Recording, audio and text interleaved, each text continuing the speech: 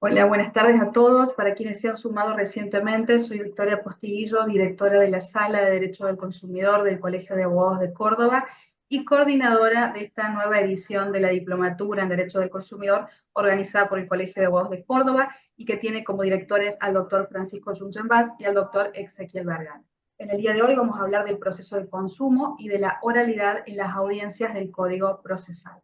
Antes de presentar a la disertante, a las disertantes del día de hoy, le vamos a dar la palabra al doctor Jungemas.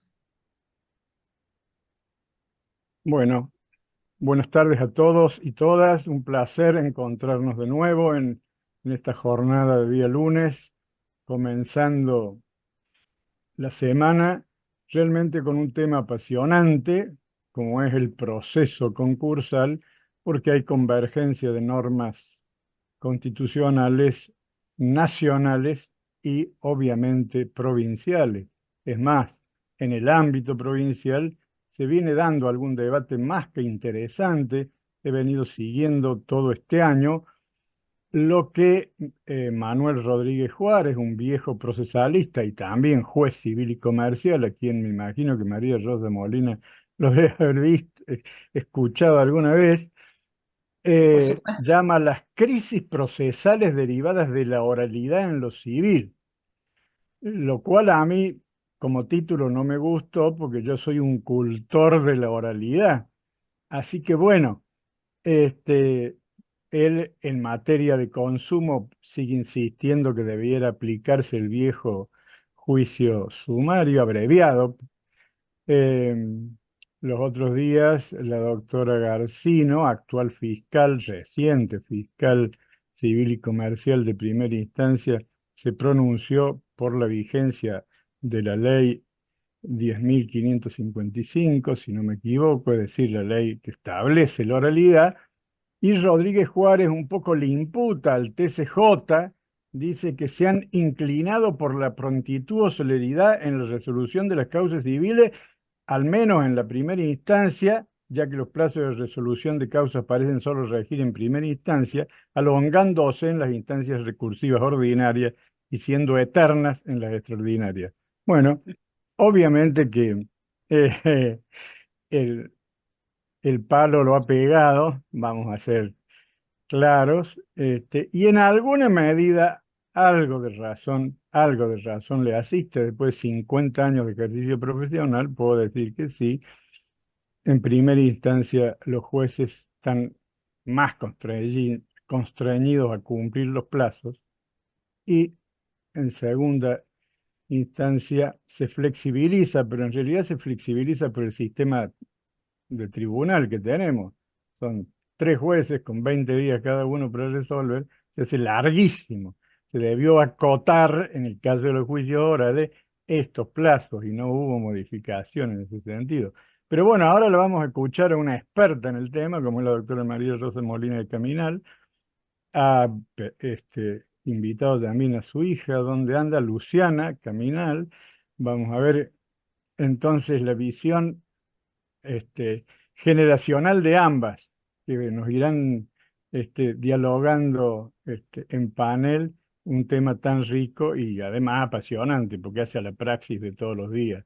Así que a ambas, muy bienvenidas, y a todos, bueno, a seguir estudiando, porque como decía el gran maestro uruguayo Eduardo Couture, estudia todos los días, porque si no serás cada día menos abogado. Así que a seguir estudiando. Yo el primero. Gracias, Bueno, buenas tardes. muchas gracias. Gracias, Olga. Vamos a hacer entonces la presentación de nuestras expositoras. La expositora de esta clase es María Rosa Molina de Caminal, quien es vocal de la Cámara Octava en lo Civil y Comercial de Córdoba, es especialista en Derecho Procesal y autora de numerosos libros y publicaciones. Y también la acompaña Luciana Caminal, quien es abogada, escribana y autora de libros y publicaciones en Derecho Civil. Así que bienvenidas a las dos y le damos la palabra. Bueno, muchísimas gracias. Antes que nada, bueno, muchas gracias, doctor Jungen, por la invitación y Victoria Postiguillo también por lo mismo, por entender que podíamos hacer un aporte a esta temática que hoy nos convoca. Y la verdad, pensamos que lo ideal era que hubiera un magistrado y un abogado de la matrícula. Porque no solo por la cuestión generacional que existe el doctor Jungen, que obviamente es real, sino porque también es distinta la mirada a veces de quien tiene la facultad decisoria sobre unas ciertas cuestiones, pero no tiene que delinear la estrategia en algunos aspectos, y de quien en cambio soporta todas las premuras, urgencias y demás que la oralidad implica, y no tiene la chance de pedir un término suplementario al Tribunal Superior porque no pudo dictar un fallo en debida forma, en tiempo. Y bueno, trae algunas complicaciones y nos parecía que era enriquecedor esta doble mirada, ¿no es cierto? La mirada desde el órgano decisor, en algunos aspectos que ya vamos a analizar, distinta de la primera instancia, pero no exactamente en los términos que dijo el doctor Jungen, ya me voy a expresar sobre eso. Y por otro lado, el de muchos que, como ustedes, son abogados de la matrícula y tienen que enfrentar este tipo de situaciones cotidianamente. Comenzando con el tema de la jornada, como ahí mencionó el doctor Jungen, la oralidad se retoma en Córdoba a través de la 10.555 para, en principio, fue para los procesos de daños y perjuicios que tramitaran conforme el trámite del abreviado, y esto luego se fue estirando, incorporando en una primera etapa los procesos de consumo, hasta llegar a agosto del año pasado, en que ya cualquier proceso declarativo contencioso se debería tramitar por este proceso oral.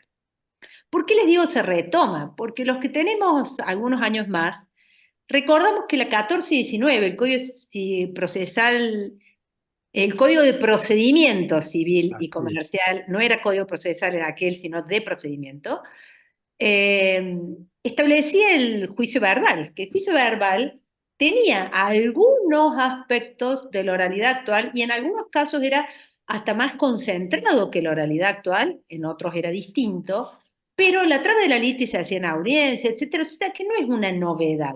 También tenemos oralidad en procesos laborales, penales, o sea, no es una novedad desde ese lugar. Sí lo es retomar la oralidad, una nueva forma, un nuevo paradigma de litigación civil que incorpora esta ley, que en lo personal yo he recibido con beneplácito.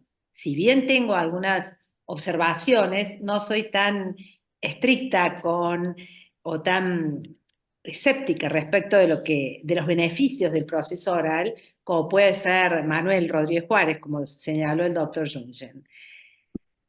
Este proceso oral que tenemos hoy se llama oral, es un proceso por audiencias. Angelina de la Rúa, ya Cristina González de la Vega propiciaban el juicio por audiencias, pero que tiene la particularidad que en realidad es mixto. Nosotros tenemos las postulaciones iniciales, tanto en la primera instancia cuanto en la Cámara, o los recursos extraordinarios, son escritos. Se presentan por escrito y luego la tramitación puede diferir a la tramitación de otro tipo de procesos. Entonces, es mixto. Hay actos procesales posteriores, entonces, que también son mixtos. ¿Cuáles son las características de este proceso oral? La mediación, para mí, es lo más importante que tiene la oralidad. Este contacto personal con el juez, que el conocer las partes del lado del juez y el conocer el juez por las partes, ayuda a una mejor composición del litigio y coadyuva a que en este tipo de procedimientos se obtengan más acuerdos y conciliaciones que en otras clases de litigación civil.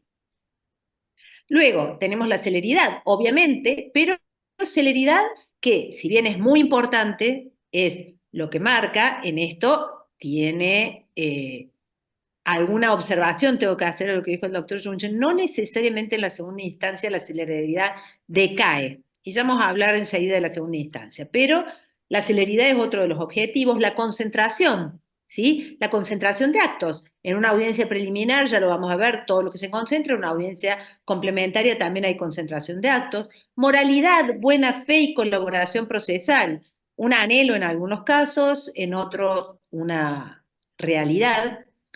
La transparencia, tutela judicial efectiva, debido proceso, la oficiosidad, que es algo que en lo personal aplaudo, pero que sé que hay abogados a los que no les encanta la oficiosidad porque sienten que un externo a su ejercicio profesional es el que está marcando los tiempos que tienen para cada acto.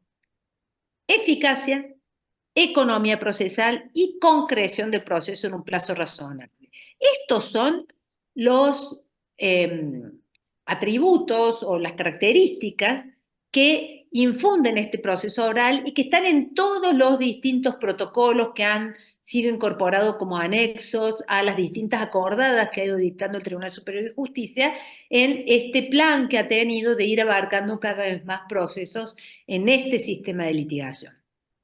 Ese entonces es el norte que guía toda esta etapa. Le doy ahora la palabra a Luciana Caminal respecto ahora ya específicamente de la aplicabilidad de la oralidad al proceso de consumo. Perfecto. Seguimos entonces con ese tema. ¿Cómo llegamos a que el proceso oral aplica a los procesos de consumo? Arrancamos con que a nivel normativo el artículo 42 de la Constitución Nacional dispone en su tercer párrafo que la legislación establecerá procedimientos eficaces para la prevención y la solución de conflictos. Seguidamente tenemos que el artículo 53 de la Ley de Defensa del Consumidor establece, al referirse a las normas del proceso, que en las causas iniciadas por ejercicio de los derechos establecidos en la Ley de Defensa del Consumidor, las normas del proceso de conocimiento que aplicarán serán aquellas que sean las más abreviadas de la jurisdicción, salvo que, a pedido de parte y por resolución fundada del juez, corresponda apartarse de eso en pos de un proceso de conocimiento distinto, en el caso de Córdoba, el proceso ordinario. Por su parte, la normativa cordobesa ha adaptado eso en materia de oralidad. En un primer momento, como dijo recién María Rosa, la ley 10.555 trae de vuelta la oralidad a Córdoba y luego de la sanción de esa norma, el acuerdo reglamentario 1735 serie A del 2 de diciembre del 2021 dispone la implementación del proceso oral para los procesos de consumo, haciendo una extensión de aquella regulación originariamente prevista para los procesos de daños y perjuicios a este tipo de causas. De esta manera, la aplicación surge del anexo de dicho acuerdo reglamentario en el apartado primero. Y en este apartado primero dice que será de aplicación también a estos procesos de consumo en los que el consumidor sea actor sin límite de monto, en tanto este proceso pasa a ser el que la normativa cordobesa impone como más breve. Sin perjuicio de eso, la normativa originaria, el primer acuerdo reglamentario, mantiene la posibilidad de que se convierta este proceso oral en proceso ordinario, replicando lo que en aquel entonces dice en realidad actualmente el artículo 53 de la Ley de Defensa del Consumidor. Sin embargo, con el correr de los acuerdos reglamentarios, esta posibilidad del tribunal se pierde. Entonces, actualmente tenemos con que el proceso a nivel normativa procesal, digamos, el proceso que aplicaría a las cuestiones de consumo siempre sería el proceso oral. En función del último acuerdo reglamentario, de los últimos dos acuerdos reglamentarios, en realidad el 1815 serie A y luego el 1827 también serie A, que es el que amplía la aplicación de la oralidad a las demás sedes del interior, tenemos dos situaciones posibles a los fines de la aplicación de la oralidad. Desde la deducción de la interposición de la demanda a todos los procesos desde el 7 de agosto de 2023 y, si no, la otra alternativa para los procesos que ya estaban en curso desde lo que es la apertura de la causa prueba. La particularidad de este caso es que en aquellas situaciones en donde no se hubiera previsto la posibilidad, por el proceso que estaba operando en ese momento, de ofrecer prueba, la normativa prevé que se le conceda a las partes 10 días para ese ofrecimiento de manera previa a la fijación de una audiencia preliminar. Pero con esto sería, digamos, el modo en que la normativa oral aplica al proceso civil.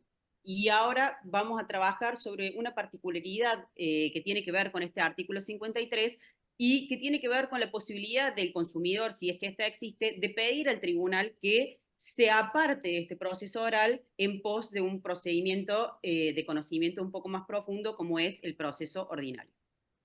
Bien. En función de lo que decía recién Luciana, la normativa que rige la cuestión de los procesos de consumo, partimos del 42 de la Constitución y luego tomamos el 53 de la Ley de Defensa del Consumidor. Nosotros tenemos a la vez, a nivel local, una ley que nos indica que tenemos que aplicar el proceso oral a las cuestiones de consumo. Entonces, aquí hay un conflicto, o tal vez para algunos un aparente conflicto de normas. Y este conflicto puede verificarse si y solo si quien lo plantea es el propio consumidor. ¿Por qué? Porque toda la normativa, el 42 de la Constitución, el 53 de la Ley de Defensa del Consumidor, está instaurada, le da al consumidor la posibilidad de este proceso más expeditivo, etcétera, pero pensando en la defensa de sus derechos. Si este consumidor entiende que este proceso, este modo de litigación oral no es adecuado para las defensas del derecho, podrá plantear la solicitud en ese sentido. Esto apunta a que nunca lo puede plantear el demandado. No lo puede hacer ahora con el proceso oral, ni lo podía hacer antes si lo que se decidiera un juicio abreviado, pese a que la causa, por su cuantía, estaba destinado a ser un declarativo ordinario. O sea, la regla, la pauta es la misma. Antes el consumidor podía, por aplicación del proceso más expeditivo o más corto, estar alcanzado por un juicio abreviado y podía plantear que deseaba un declarativo ordinario en función de la protección de sus intereses, que tenía problemas probatorios, etc. Esa misma regla, a pesar que el protocolo originariamente lo establecía, la acordada originariamente lo establecía, y luego se fue perdiendo en el camino, entiendo que se mantiene a la fecha. Entonces, primer punto, esto lo tiene que pedir el consumidor. Y el segundo punto, el consumidor tiene que tener un motivo, una causa, una razón para pedir que se lo exima de esta litigación oral y se le permita un declarativo ordinario. Obviamente, nunca el consumidor va a pedir que no a la oralidad y sí a un abreviado. Ustedes imaginen cuál sería el sentido si ya vamos a ver, cuando analicemos un poquito lo que es la litigación oral, que hasta tienen una etapa de alegatos y tienen más facultades que en el abreviado común en algunos casos, ¿no? Entonces, no sería esa la posibilidad. La posibilidad sería que entienda que corresponde un declarativo ordinario. Primero, entonces, lo pide el actor o el consumidor, y en segundo lugar, tiene que tener una causa o razón. ¿Por qué? Y porque todos sabemos que en derecho, el ejercicio de los derechos tiene que ser regular, tiene que tener un sentido, tiene que ser conforme a la finalidad por la cual estas facultades o derechos son instaurados en la norma. O sea, no es porque al consumidor no le gusta estar en presencia del juez. Tiene que ser porque hay una estrechez probatoria o una dificultad en algún sentido o alguna razón de índole práctica por la cual el proceso oral lo perjudica. Y allí tendrá la posibilidad de pedirlo fundadamente, ¿sí? Entonces, a su vez, el tribunal puede apartarse del modo de litigación oral, pero también el tribunal lo debe hacer de manera fundada. Sabemos que, por una cuestión de congruencia, esta fundabilidad de la resolución tiene que estar de la mano con los fundamentos que diera el consumidor, con las razones que tuvo para pedir el apartamiento, ¿sí? ¿Cuáles son las particularidades de este proceso oral? Y debo decir que hay una modificación sustancial de cómo se obra en la causa. Las postulaciones iniciales, yo les dije, en todas las instancias siguen siendo escritas, ¿sí? Pero en el proceso oral la prueba se ofrece en estas postulaciones iniciales. Es lo que ocurre en el declarativo abreviado no oral también. Se ofrece la totalidad de la prueba. ¿Esto qué significa? Que cuando se hace una demanda de un proceso oral, el abogado tiene que tener cabal conocimiento de qué quiere probar y de cómo lo quiere probar, de qué necesita probar, por qué opta por un medio de prueba en defecto de otro, o por qué suma medios de prueba a los fines de acreditar un objeto, el mismo objeto objeto o distintas miradas sobre este objeto, lo tiene que tener muy en claro, porque esto después va a repercutir en lo que ocurra en la audiencia preliminar, ¿sí? Entonces, esto es importante porque después el letrado no va a tener la posibilidad de ampliar su ofrecimiento de prueba o de mejorar su prueba, salvo que por el artículo 510, ¿sí?, que lo aplicamos, no lo dice el protocolo, pero lo aplicamos porque nosotros supletoriamente vamos a aplicar a este proceso oral las reglas del abreviado, si al contestarse la demanda surgieren hechos que no habían sido hechos obstativos, que no habían sido materia de análisis en la demanda, bueno, se le va a correr la oportunidad a la accionante pertinente a los fines de que se exprese y ello puede significar que necesite ofrecer una nueva prueba. Y por supuesto, las excepciones generales que ya no son en cuanto al medio probatorio, sino en cuanto a la extensión o amplitud del medio probatorio, cuál es, por ejemplo, que hasta el sorteo de los peritos que se hace en la audiencia preliminar tiene la oportunidad de ofrecer nuevos puntos de pericia. Pero no puede cambiar de pericia o ofrecer una nueva pericia, puede ampliar los puntos. ¿Qué es lo que ocurre hoy? Que tenemos que, conforme la regulación general del Código Procesal Civil y Comercial, nos dice que quienes intervengan en la audiencia de sorteo de perito pueden presentar nuevos puntos de pericia, ya sea la contraria que no presentó o ya sea la propia parte ampliando. Bueno, algo similar se da en materia de oralidad hasta que se sortee el perito en la audiencia preliminar. Bien, a su vez, antes de que se dé inicio a esta parte de la audiencia preliminar, la reforma introducida por la 10.855 al artículo 2 de la 10.555 impone la carga del tribunal de resolver las excepciones de previo y especial pronunciamiento. Es decir, que todas estas cuestiones que pueden complicar de alguna manera la tramitación del proceso llegan ya resueltas a la etapa de la audiencia preliminar. Bien, una cosa que recién no les dije, que dice el nuevo protocolo de actualización de la ley 10.855, que es una ley modificatoria de la 10.555, es que todos los plazos en este proceso son fatales, pero algo similar a lo que era el proceso abreviado. Lo que pasa es que al inicio de la oralidad, los plazos para cámara no eran fatales. Excepción, y aquí está algo de lo que Rodríguez Juárez menciona y trajo el doctor Jungen, que esto aplica a las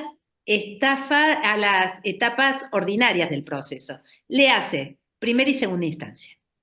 Las extraordinarias le hace casación y recursos ante el Tribunal Superior, etcétera, ya no tiene esta oficiosidad. El planteo es, ¿qué pasa con el recurso de casación que en Cámara se plantea, se funda, la Cámara lo deniega o lo concede y luego pasa al Tribunal Superior? Bueno, se interpreta que como es una instancia extraordinaria, aunque se tramite en la Cámara, esta etapa del proceso no tiene el impulso oficioso. Ahora bien, hay un obstáculo para que la Cámara, que viene haciendo todo oficioso, y en este tipo de procesos que se intenta la celeridad, etcétera, etcétera, notifique de oficio, y sería difícil pensar que hay un perjuicio para alguien en una notificación de oficio en este tipo de procedimientos, ¿no es cierto? Pero bueno, la materia extraordinaria, los recursos extraordinarios ya estarían fuera de lo que es el impulso oficioso. Volviendo al procedimiento, recién hablaba Luciana de que antes de la audiencia preliminar hay que resolver las excepciones de previo para que la audiencia preliminar ya quede limpia, esclarecida esta cuestión y la audiencia preliminar ya no se trate. ¿Qué hacemos en la audiencia preliminar? En la audiencia preliminar, una de las cuestiones más importantes y que por allí es la que más temor le produce a algunas personas, es la posibilidad de precalificación de la prueba que tiene el magistrado, pero que es algo que está establecido en el 199 del Código Procesal. Está establecido genéricamente esta posibilidad. Obviamente esta reforma del 199 fue de la mano con la ley que establece el proceso civil oral, pero en realidad en los otros procesos es bastante extraño, no digo que no se dé, pero es bastante extraño que los jueces dispongan precalificar la prueba y tiene que ser algo realmente muy ajeno a la materia de litis para que un juez deniegue un medio probatorio, al menos en la experiencia que he tenido, tanto en los años de abogado litigante cuanto como magistrado respecto de las cosas que vienen en apelación. Pero eso en los procesos escritos, ¿no es cierto? Pero en estos procesos orales, esta etapa de precalificación de la prueba es la que para muchos puede, y yo no digo que efectivamente lo haga, aunque en algunos casos hemos podido ver algunos casos, no como regla, que sí ha habido algún tipo de, ya más que discrecionalidad en lo que es la precalificación de la prueba. Acá les hago una cuestión. ¿No deben hacer un parangón de esto con el 360 del Código Procesal Civil y Comercial de la Nación? Ustedes saben que la precalificación de la prueba por el 360 está hace muchísimo tiempo. Pero aquí en Córdoba, en realidad, como los jueces no suelen participar de las audiencias del 360, que deberían estar personalmente, esta precalificación de la prueba no se puede hacer. Entonces, sencillamente se acepta la prueba y se provee a la misma. ¿Por qué? Porque para poder precalificar necesariamente tiene que estar presente el juez. En estas audiencias, en esta audiencia preliminar, el juez es una parte esencial necesaria. Yo les dije que uno de los principios de la oralidad, ¿cuál era? La inmediatez. Entonces, la idea es que el juez esté. Bien, ¿cómo hace el juez para precalificar la prueba? Esto tiene que ver un poco con la destreza del juez y otro poco con la destreza del abogado. ¿Por qué? Porque ustedes tienen que llegar a la audiencia absolutamente, primero, recordar cada paso que han dado ustedes y su contraparte en el proceso oral y tener perfectamente en claro a qué fines han ido ofreciendo cada medio probatorio, qué quieren probar, por qué necesitan probar eso.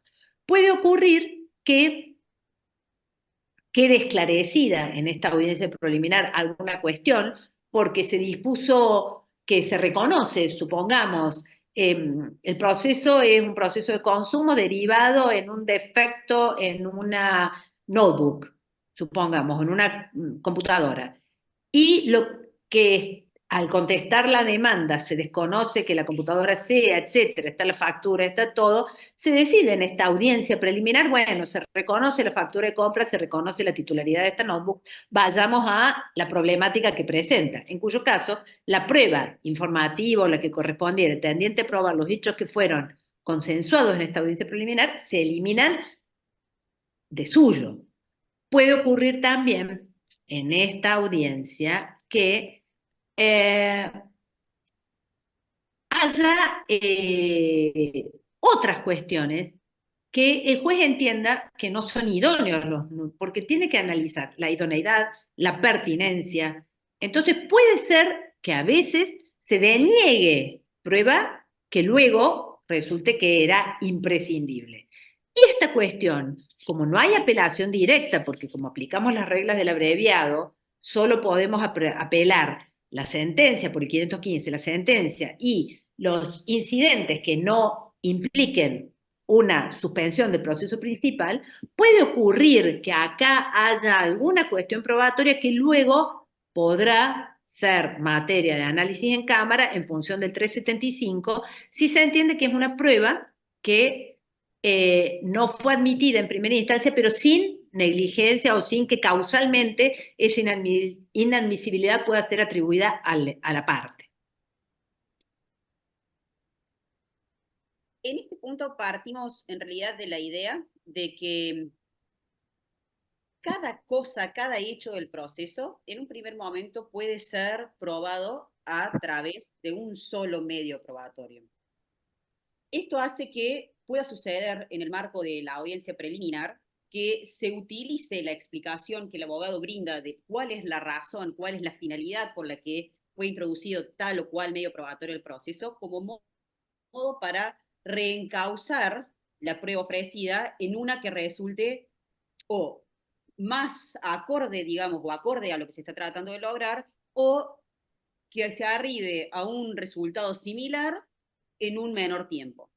Esto suele suceder, por ejemplo, con las conversiones de las pruebas testimoniales dadas a los fines del reconocimiento, por ejemplo, de facturas, que todo el mundo sabe que son muy pocas las veces que los representantes legales comparecen a proceso para que la audiencia tenga lugar y demás, y algunos tribunales, por ejemplo, reconvierten esa testimonial en una prueba informativa de manera tal que la firma que expidió originariamente la factura envíe una copia certificada, por ejemplo. O también se da para convertir en algunos casos, por ejemplo, una pericial en una testimonial técnica, porque se advierte que el objeto, lo que se necesita, es una explicación que no requiere la profundidad de una prueba pericial, sino que alcanza con un testimonio de un idóneo. Y a su vez, partiendo de estas premisas, digamos, de que tenemos que distribuir, que tenemos que acomodar cómo se va a desarrollar la prueba en el marco del plan de trabajo con el que se va a manejar el resto del proceso, es que si las partes lo han solicitado, particularmente el actor en la demanda, el juez hace uso de lo que es la distribución de las cargas probatorias entre las partes, de manera tal que en ese mismo plan de trabajo se hace constar quién deberá correr con la carga probatoria respecto a cada uno de los medios del caso. Bien, un temita que recién olvidé de decirles cuando les hablaba de la apelación diferida, etcétera, por el 515, es la apelación del decreto inicial que dispone que la causa ha de tramitar como juicio oral. ¿Por qué? Porque ocurre que recién desde la firmeza de este proveído podemos aplicar toda la normativa de la tramitación o de la litigación oral que tenemos tanto por ley como por protocolo. Pero este proveído inicial, si no está firme, debería ser apelable. En lo personal creo que es apelable, lo cual no quita que hay jueces de primera instancia que deniegan la apelación por el 515. Entonces, la parte se encuentra en un laberinto. No puedo apelar porque es precisamente procedimiento oral con las reglas del abreviado, pero al mismo tiempo lo que yo quiero apelar es que me están aplicando un procedimiento oral con las reglas del abreviado. Entonces, en esos casos lo que corresponde es que se plantee ante la Cámara una queja del 402, un recurso directo. La Cámara, si estima que están dadas las condiciones, que se cumple el 402, lo abre, y después la Cámara analizará si correspondía o no mantener este decreto inicial que dispone que la tramitación será oral, o si por el contrario procede a establecer otro tipo de litigación para la causa. ¿Sí? Porque que abra el recurso, porque esto, hasta que no está firme, es apelable, no necesariamente quiere decir que comulga con la posición de quien entiende que no corresponde proceso establecido por la ley 10.555 y su modificatoria. Volvemos a la audiencia preliminar. Yo les decía que una de las cuestiones que preocupa a los litigantes es cuando el magistrado decide excluir un medio probatorio. Y acá hay un tema. Muchas veces pasa que en esto que explicaba Luciana, y también les dije antes yo que hay que saber qué se prueba, cómo se prueba, para qué ofrecí, que yo tengo ofrecido, el litigante tiene ofrecido 4 testigos para lo mismo. ¿Pero por qué? Y porque la experiencia indica, y esto es un hecho notorio, que por más que sea una causa pública, la realidad es que no siempre van los testigos a las audiencias.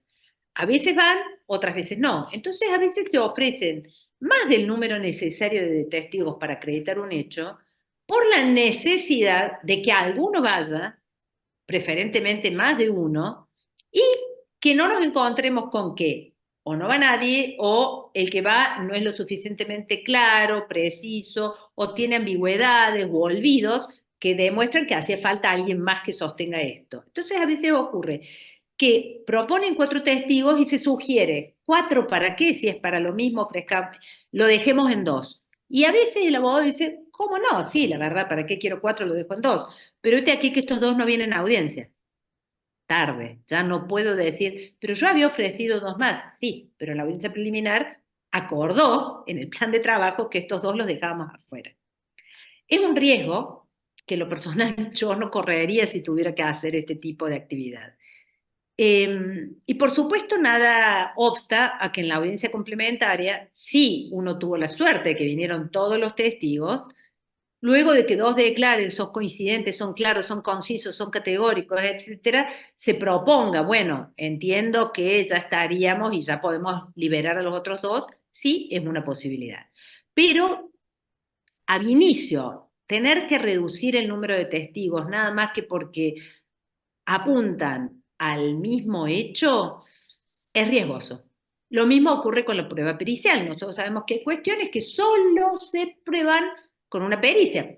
Léase, no es materia de consumo, o sí, depende del caso, porque yo puedo estar en un marco de un juicio que le estoy siguiendo a una prestadora de salud, y las cuestiones de salud, las incapacidades, se prueban con una pericia médica. Acá no tengo testigo calificado que me sirva para acreditar.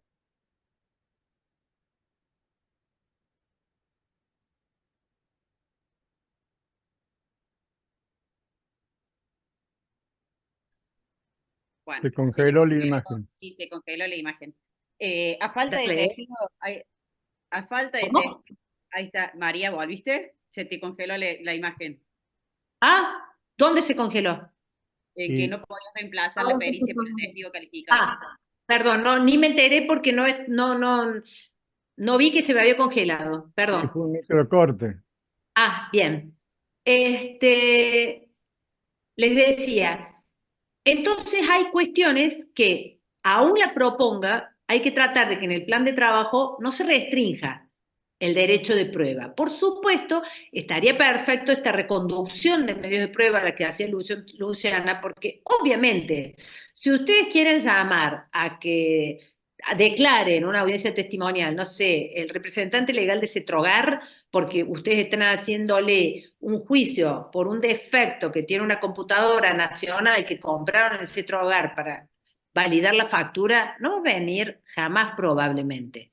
Probablemente sí, pero muy alta probabilidad de que no. Entonces allí esta reconducción de medios de prueba está perfecto. Pero hay otras pruebas que no son reconducibles. Entonces, cuando la cuestión se ve vidriosa, en lo personal, siempre analizaría si esto es vidrioso y si el que me excluyan este medio de prueba supone que puede quedar por fuera el punto que yo quería probar, en ese caso debería oponerme a que este medio de prueba se deje por fuera.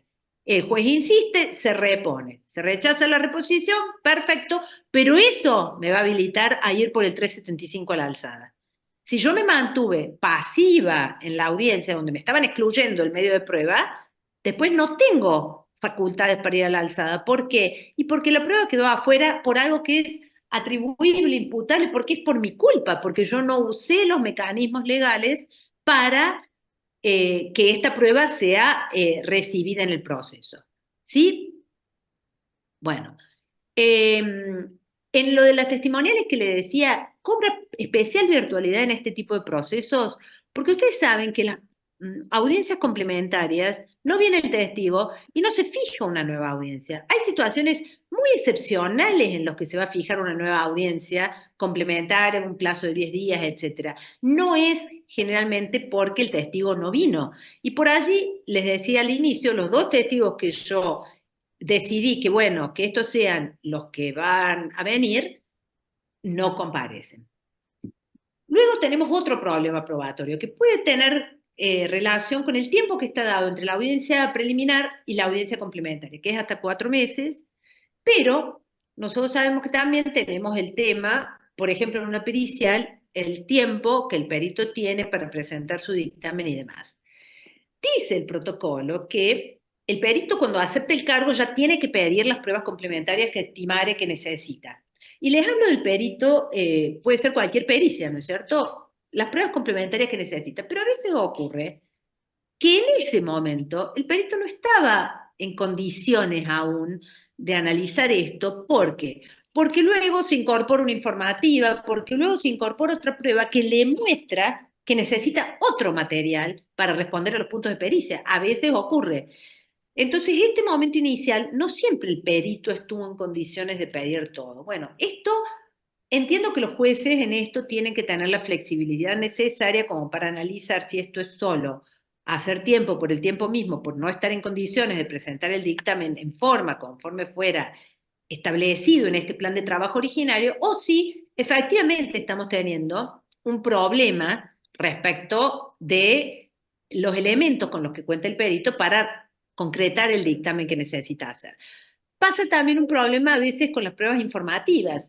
Depende del tribunal, hay tribunales que mandan la informativa bajo apercibimientos en el destinatario público-privado, ustedes saben cuáles son los apercibimientos, no responden. De nuevo por un plazo menor. Después recién fijan las 30. Capaz que en este proceso el tema de las AS30 tendría que ser más inmediato, o el tema de las sanciones económicas si correspondieran, porque ustedes saben que a los privados se les pueden poner, a los públicos se comunica y etcétera, pero a veces esta comunicación no les interesa tanto como si les interesaría AS30 que hay que pagar del erario público por un incumplimiento de un empleado. Eso es otra cosa. Entonces, habría que propender a que se exijan el cumplimiento en términos de las informativas, porque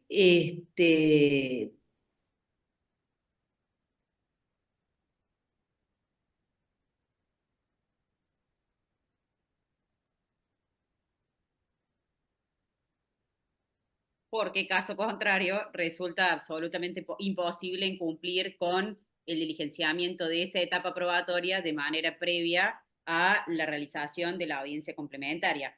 Y a esos fines es positivo tener en cuenta que el protocolo prevé que los oficios diligenciados, al igual que las cédulas, por ejemplo, para las testimoniales, deben ser acompañadas a la causa 10 días hábiles antes, lo cual hace que se siguen acortando los plazos, que de por sí ya no son reales, digamos, para cualquiera que haya tramitado una causa sabe que 4 meses pasan en cuestión de segundos, básicamente.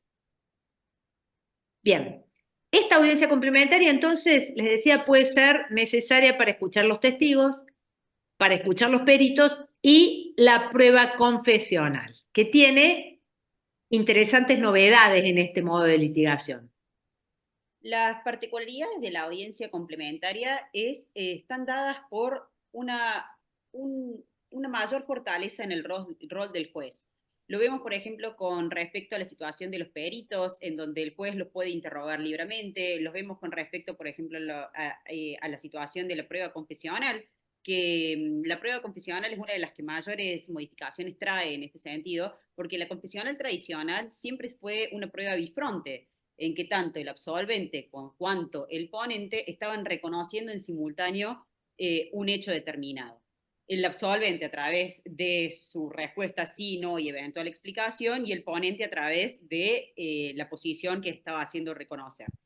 Es decir, que en la mayoría de los casos el sentido de la confesional terminaba siendo básicamente el valor que se le daba a la errónea formulación de las posiciones y que consistían y que permitían arribar a una suerte de confesión del ponente en los términos del 217 del Código Procesal. Ahora, con la reforma, a través del proceso oral, esto cambia. A través de la posibilidad de un libre interrogatorio, se da un rol más activo a la parte, y hay que tener presente que se mantiene, al igual que en aquel entonces, que la normativa en realidad del Código Procesal, la inexistencia de una sanción para la respuesta falsa sería para quien miente. Más hay que tener también presente que las contradicciones que se dan entre lo que la parte está declarando en el marco de la prueba confesional con respecto a los postulados escritos, es decir, a los escritos presentados con anterioridad, sí van a ser interpretados en contra del absolvente. Es decir, a la mentira por la mentira no podemos hacer nada, pero sí en la contradicción que se encuentre entre la mentira con respecto a lo que se ha declarado antes, será la situación interpretada en contra del absolvente.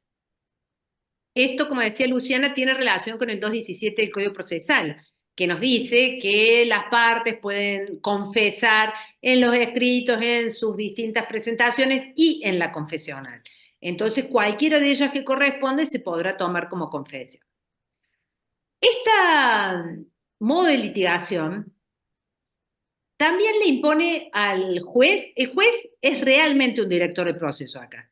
El juez está presente en estos actos procesales, está esta cuestión de la inmediación, que yo les decía que es muy importante, y tiene un rol activo. Este rol activo no es novedoso de la 10.575. Ya con la reforma del Código Civil y Comercial de la Nación, nosotros, los jueces, el Código Civil y Comercial, de alguna manera estatuyó que los jueces tenían que ser más activos o proactivos en el descubrimiento de la verdad. Ya el juez dejó de ser un espectador lejano, sino que pasó a ser protagonista, pasó a ser un juez activo, ¿sí?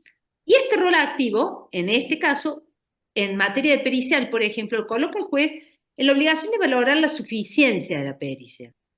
Llegado el caso, interrogar al perito en la audiencia complementaria respecto del contenido del informe pericial. Hay veces que los jueces ab inicio deciden que el perito no va a venir, o en alguna etapa intermedia deciden que el perito no va a venir a la audiencia porque estiman que no hace falta, y después las partes aceptan ello y después advierten en la audiencia que por distintas cuestiones que surgen de los testigos o etcétera, hubiera sido interesante indagar al perito sobre aspectos que hacen al contenido de su dictamen, y ya no se puede. Es otra de las cuestiones que por ahí tendrán que ponderar, y es por eso que yo les decía que este modo de litigación exige del abogado una particular manera de estudiar la causa y un compromiso con el estudio de la causa muy importante por las destrezas que exige la litigación oral. Otra de ellas está dada en la etapa de alegatos. Nosotros en los procesos escritos estamos acostumbrados a que los alegatos se hacen por escrito. Personalmente, mi primer alegato oral fue en la sala sexta del trabajo, que era la única, le estoy hablando década del 80, o sea, tremendo, pero la sala sexta laboral en aquellos tiempos propiciaba el alegato oral, ¿sí? Entonces uno tenía que estar en la audiencia de vista de la causa, escuchar los testigos, la confesional, etcétera, y ahí uno iba ya preparada más o menos el alegato con una ayuda de memoria de lo que había pasado antes, y estas audiencias las tenía que escuchar muy atentamente, tomar nota de qué aspectos iba a destacar y alegaba oralmente.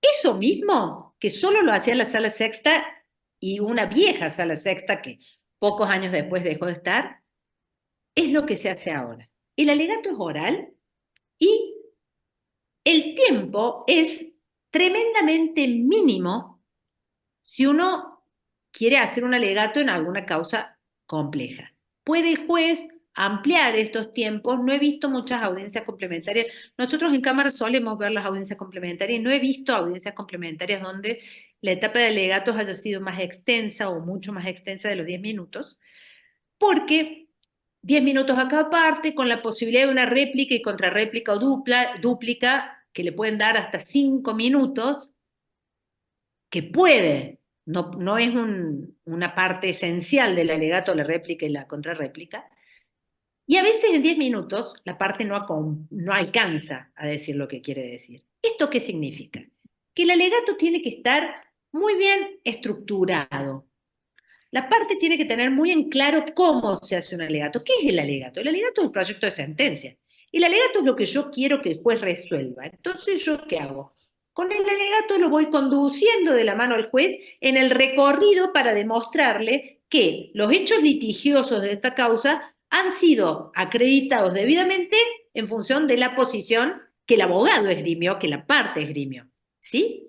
Eso es el alegato. Entonces, hay que tener muy preparado ya la parte previa del alegato, léase confesional, perdón, léase documental, informativa, pericial, si no hay nada de la pericia en la audiencia complementaria, documental, todas esas pruebas tienen que estar muy en claro ya el abogado qué va a decir. Y acá solo, como yo les decía que me pasó en la sala sexta, tomar nota, llegado el caso, de lo que dijeron los testigos, a ver qué abona qué de las posturas de su parte o en contra de la posición del otro, y la confesional en su caso.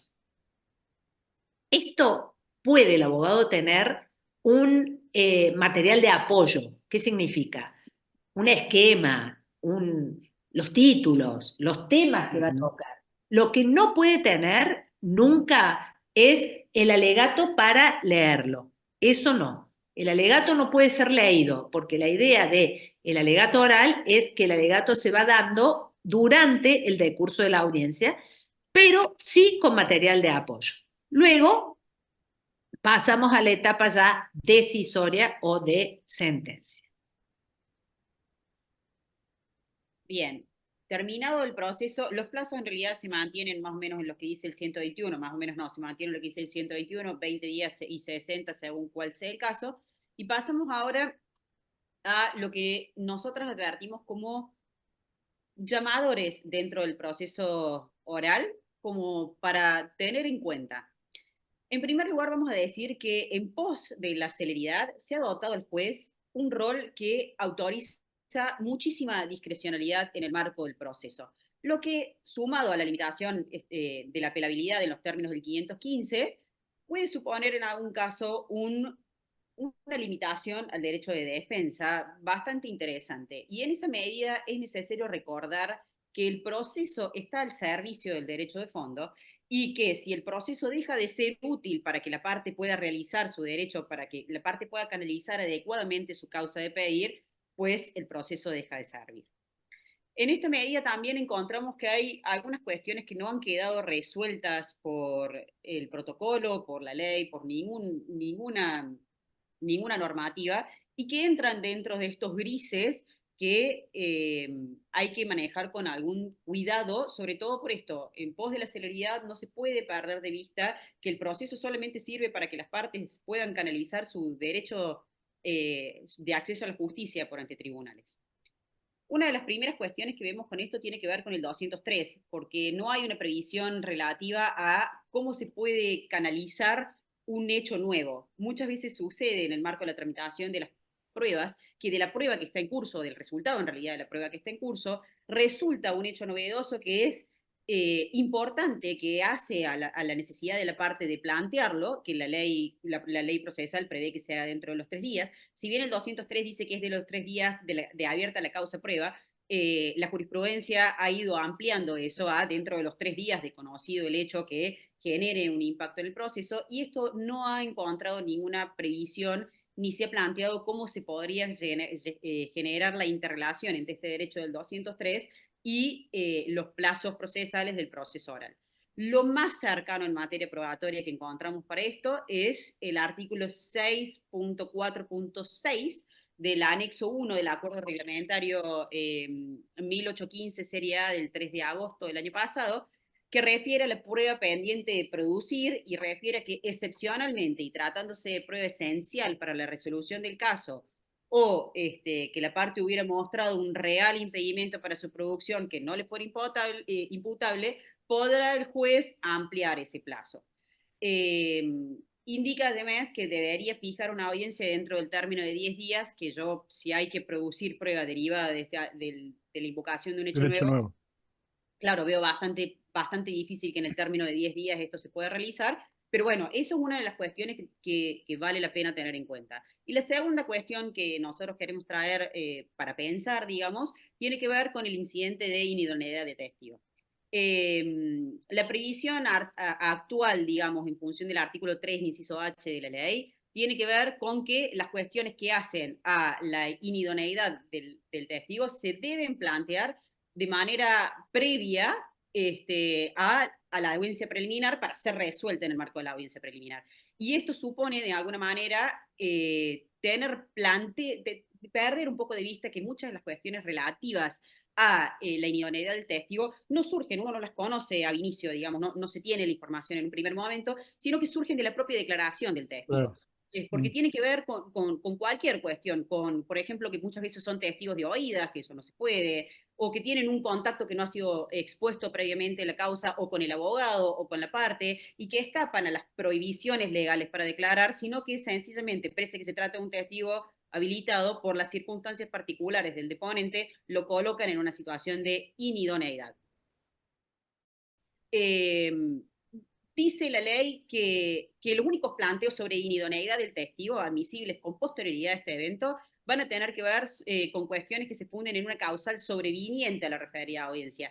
Y bueno, en definitiva, esto no es una causal sobreviniente per se, porque aquello que lo torna inidóneo al testigo, es decir, la falta de idoneidad del deponente, proviene de un hecho anterior, sencillamente era desconocido para la parte, pues hasta que no ha prestado declaración, no ha quedado expuesto. Son cuestiones que hay que ver. En algunos casos, los tribunales adoptan un criterio de que el incidente o se rechaza o sencillamente se toma como un téngase presente sin mayor información, y en otros casos habrá que ver según cuál sea la complejidad o cuál sea, por ejemplo, la vía de prueba de la inidoneidad, es decir, si se requiere una prueba que exceda lo documental que está en la causa o que no surja, que exceda lo que el mismo testigo ha declarado, hay que ver qué posición toma el juez con respecto a lo que sucede con los plazos del proceso. Bien, retomando estas dos cuestiones que en realidad son dos puntos interesantes estos que toca Luciana, tanto el 203 como el 314, ¿qué podemos decir? Primero, cuando el 203, cuando tenemos un verdadero hecho nuevo, o sea, que sea un hecho nuevo en los términos que planteó Luciana, o sea, no necesariamente nuevo en el mundo de lo fenomenológico, sino nuevo respecto del conocimiento que la parte puede tener de este hecho. En general, en lo personal, soy proclive a que eso debería admitirse si es un hecho conducente o dirimente en la resolución del litigio. ¿Por qué? Porque el problema está en esto que también decía Luciana, de que el proceso está al servicio de la realización del derecho de fondo. Entonces, yo puedo tener una mirada de que el proceso tiene un sentido, hay una estrictez que debe ser observada porque es conveniente que haya una regulación, etcétera, etcétera. Pero no puedo nunca, en pro de esto, desconocer la realidad que a mí se me presenta. Ustedes saben que ya un viejo precedente de la Corte, 1957, Colalillo, que nos encanta a los jueces y le encanta a los abogados, nos decía que no podíamos nosotros transformar el proceso en un rito que nos impidiera ver cuál era su sentido. ¿Por qué? Porque la negación de la verdad no se compatibilizaba con lo que era el servicio de la justicia. Esto me parece que es un norte que tenemos que tener en cuenta. Y si esto que se presenta como un hecho nuevo es real, un elemento dirimente para la resolución de la causa, que no pudo ser conocido antes por la parte, por razones no imputables a sí misma, porque ojo, si ustedes me están hablando de una cuestión que la parte pudo o debió conocer o hablando diligentemente, el derecho no la protege, porque ustedes saben que en nuestro derecho, yo les decía, cuando al principio les dije los postulados de esta oralidad, uno de ellos es la buena fe, y nosotros a la buena fe, tanto en materia procesal como en materia civil y comercial, la enlazamos con la diligencia. La negligencia no es compatible con la buena fe. La buena fe es la persona obrando con cuidado y previsión que pudo conocer o haber conocido. Entonces, en esta buena fe diligencia, la parte no puede decir esto es un hecho nuevo porque no me di cuenta antes de averiguarlo, teniéndolo disponible. Pero cuando realmente es un hecho nuevo, cuando realmente la parte no tenía acceso, como planteaba Luciana, cuando por ejemplo resulta de lo que dice un testigo, resulta de la declaración del perito en la audiencia complementaria, algo que antes no se supo, por la razón que fuere, ¿sí? Resulta de cualquier cuestión que surja en un momento determinado del proceso. No podemos tener esta limitación del 203 que nos dice que es dentro de los 3 días de haber causa prueba, porque si no, nunca podríamos en estas circunstancias contemplar estos hechos nuevos. Entonces, vamos a tener que ver si se dan las condiciones de hecho nuevo. En lo personal, soy proclive a entender que tengo que dar la posibilidad de que este hecho nuevo se analice, se conozca, se acredite o lo que corresponda. Y yendo al 314, la otra norma que citaba Luciana, tenemos que el 314 habla de un incidente de inidoneidad de testigo.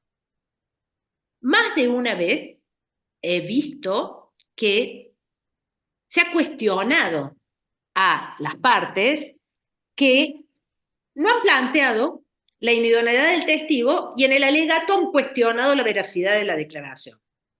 Lo que pasa es que son dos planos de análisis distintos. Una cosa es la idoneidad del testigo, que tiene que ver su relación con las generales de la ley, que para eso están, ¿sí? El interés en el juicio, el parentesco, ser acreedor o deudor, etc. Esto me lleva a la idoneidad del testigo. Y otra cosa es la fuerza convictiva de la declaración, porque la fuerza convictiva de la declaración, el juez para analizarla no necesita ni en este juicio oral ni en ningún juicio que la parte impugne. Yo como magistrada no quedo atada a la impugnación de la parte para establecer si me resulta suficientemente convictiva o de eficacia convictiva la declaración de este testigo para tener por acreditado el hecho sobre el cual depone. No necesito la impugnación. Tengo una impugnación, la analizaré también. Pero si no la tengo, no necesito eso para analizar el testimonio en sí mismo. Ahora, si no tuve el incidente de idoneidad de testigo y me dicen, son primos hermanos, y no tengo la acreditación de primos hermanos porque no fue probado como correspondía, y yo como juez no voy a entrar a indagar lo que no hizo la parte si realmente son primos hermanos, porque no correspondería. ¿Me entienden? Una cosa es lo que es el incidente de idoneidad de testigo y otra cosa es la valoración de la prueba que hace el juez en función del 314. Lo mismo nos pasa con las pericias. Una cosa es la impugnación de la pericia. Ustedes saben que cuando se presenta la pericia, le corren una vista a la parte en la cual se pronuncia, pide ampliación, pide aclaraciones, impugna lo que corresponda. Una cosa es ese trámite y otra cosa es la valoración que el juez le va a dar a la pericia. Porque puede no haber impugnación de la pericia, puede nadie haber dicho nada, y yo como juez entender que esta pericia no es apta para la acreditación de los hechos que de allí se supone que resultarían probados, ¿sí? Porque la fundamentación es insuficiente, porque la conclusión no se extrae lógicamente de las premisas que maneja el perito, porque los hechos o las situaciones en las que se funda no son válidas para ser parte. Por ejemplo, yo tuve una vez una pericia en mis manos, como magistrada, en la cual el perito ahondaba sobre lo que decían los testigos. El perito no tiene facultades para analizar la prueba testimonial y en función de la prueba testimonial decidir que esto ocurrió o dejó de ocurrir. Es una valoración privativa de los magistrados. El perito tendrá que ver qué otros elementos tiene para obtener su conocimiento científico y si no los tiene, pedirlos, si cree que necesita. ¿Me entienden? Entonces, que nadie haya advertido, puede estar la parte está rebelde, la contraria, nadie en la pericia favorece al actor y el demandado rebelde.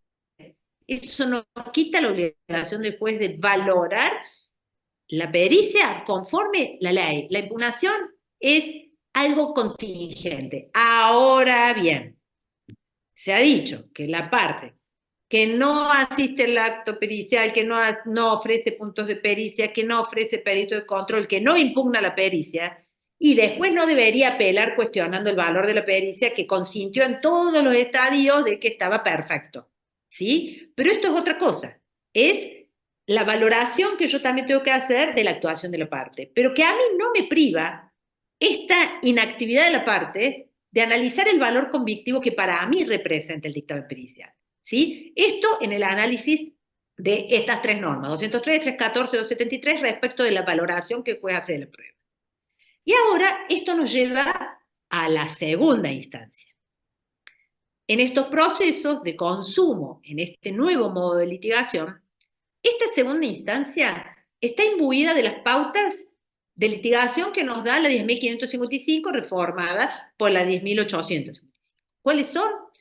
Celeridad, impulso oficioso, etc. ¿Y esto qué significa? Primero, en la apelación sobre lo principal, la Cámara tiene que entender sobre todas las cuestiones incidentales que fueron quedando en el camino y que no pudieron ser materia de apelación, ¿sí? Por el 515.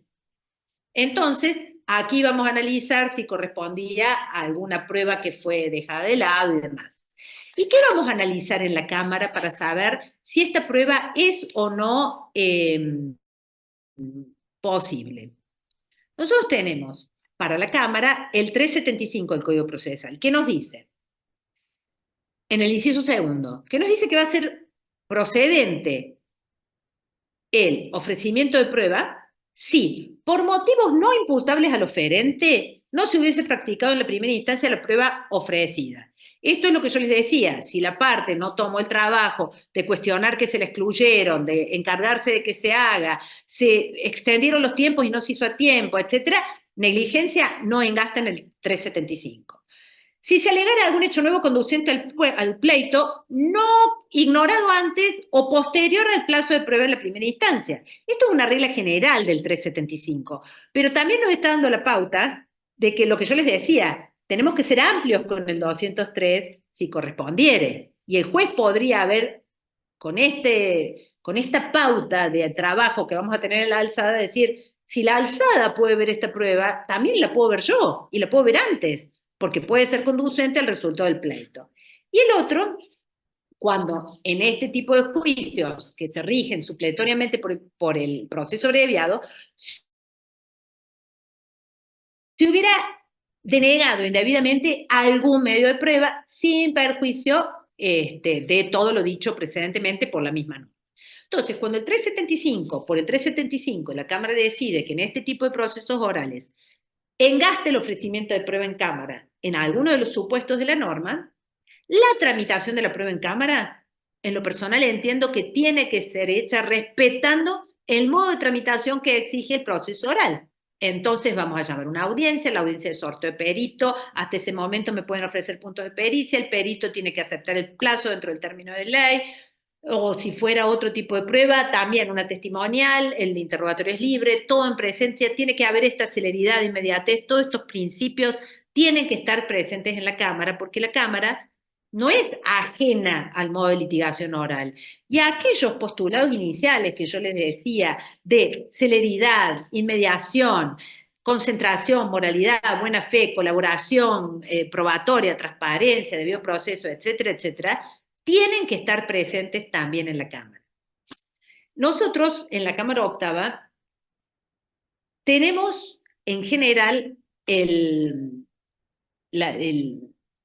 estamos en un plan en este año de fijar en todos los procesos orales que tenemos, no necesariamente o exclusivamente de consumo, audiencia de conciliación del artículo 58 del Código Procesal Civil.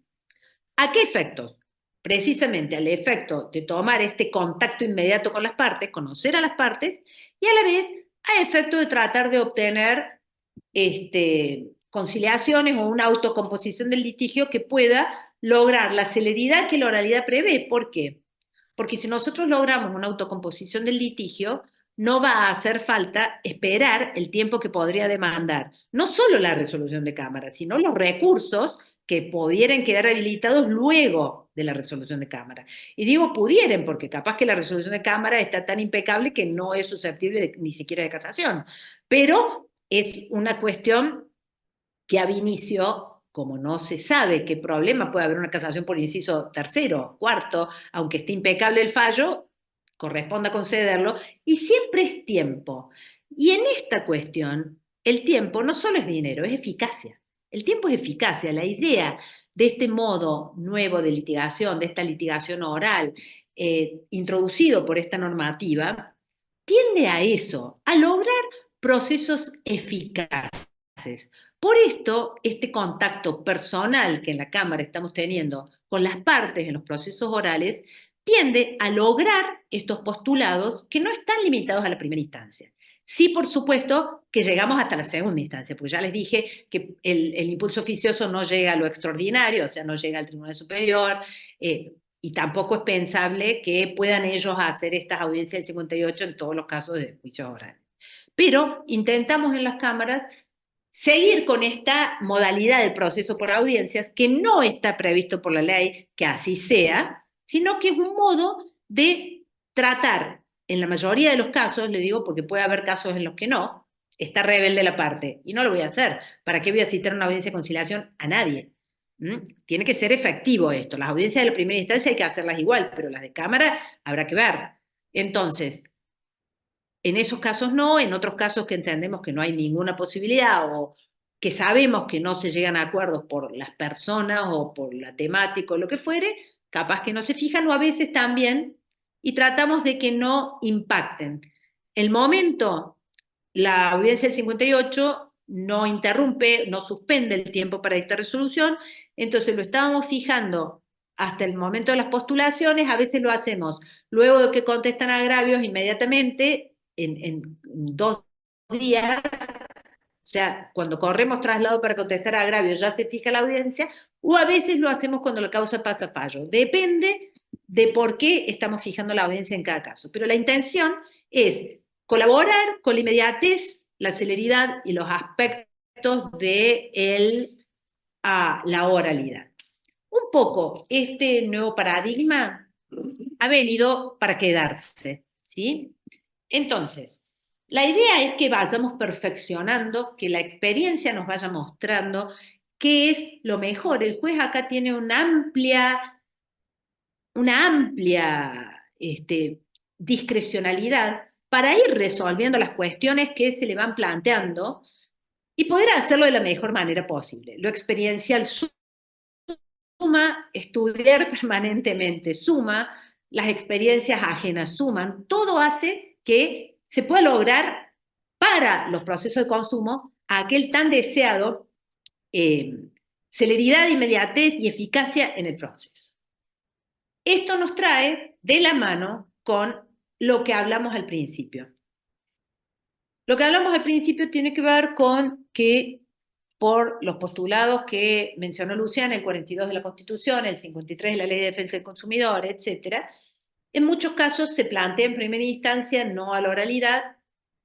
Primera instancia muchas veces deniega esos planteos, entiende que no corresponden, y las cámaras mayoritariamente, cuanto menos, si entendemos que está fundado, abrimos la posibilidad de que se utilice el declarativo ordinario. Ahí, Victoria, te veo frisada, no sé si estás en este momento, estás muteada. Bueno, el tema es, ahí tengo unos fallos de cámara sobre, ahí está, ahí te veo, Victoria. Tengo unos fallos de cámara, Victoria, sobre esta cuestión de, no recuerdo cuántos, pero de 6 cámaras de Córdoba por lo menos, que si después me pasas un mail te lo doy porque esto es ab inicio, entonces es muy interesante, porque esto es la piedra angular sobre donde después van a construir todo este proceso de litigación oral o no, según corresponda.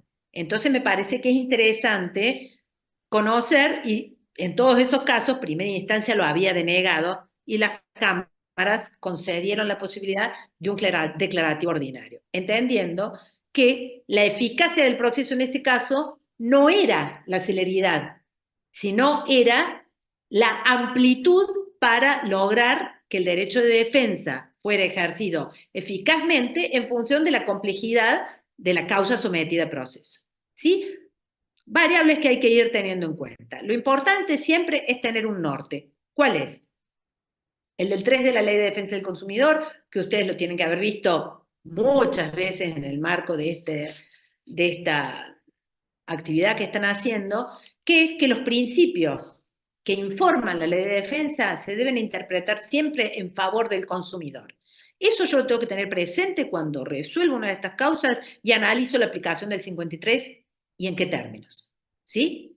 Es un norte que ustedes tienen que exigir, que por más que aplique, y los jueces iura novit curia, tenemos que aplicarlo de oficio, siempre suma que los abogados den la ley que entienden que corresponde aplicar, porque bueno, por muy que los jueces conocemos el derecho, y nunca falta el juez que, conociendo el derecho, entendió que la aplicación era otra. Entonces, también es útil que esta cuestión normativa la estudien, la analicen y, por supuesto, la expongan para que el magistrado cuente con ella al momento de tomar su decisión.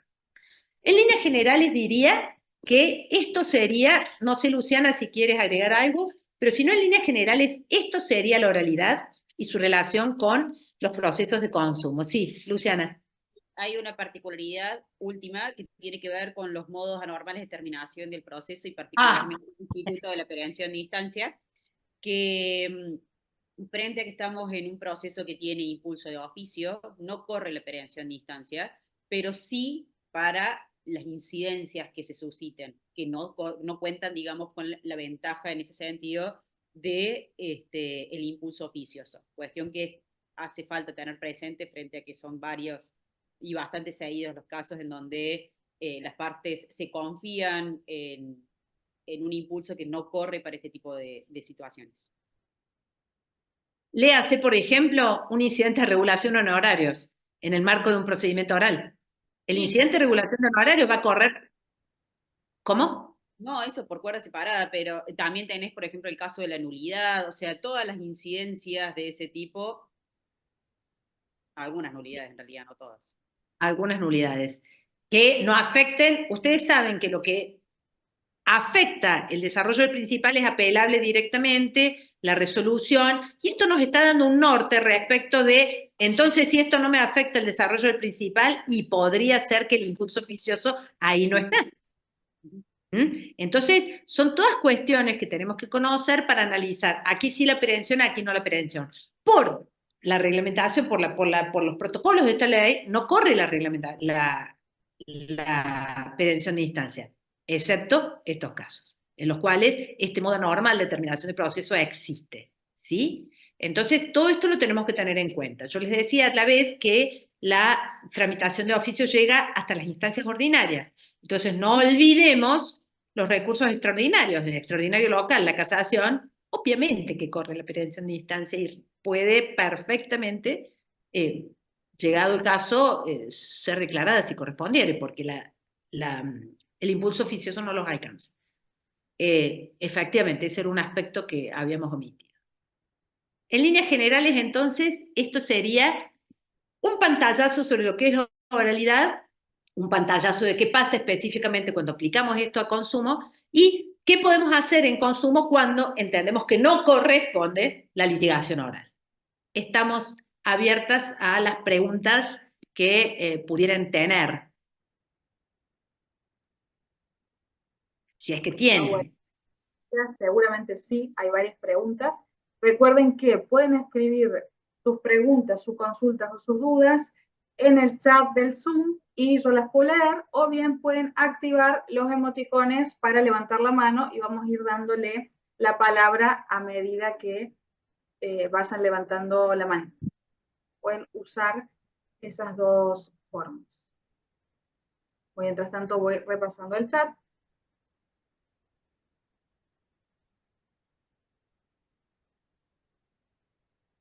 Dime un minuto, por favor.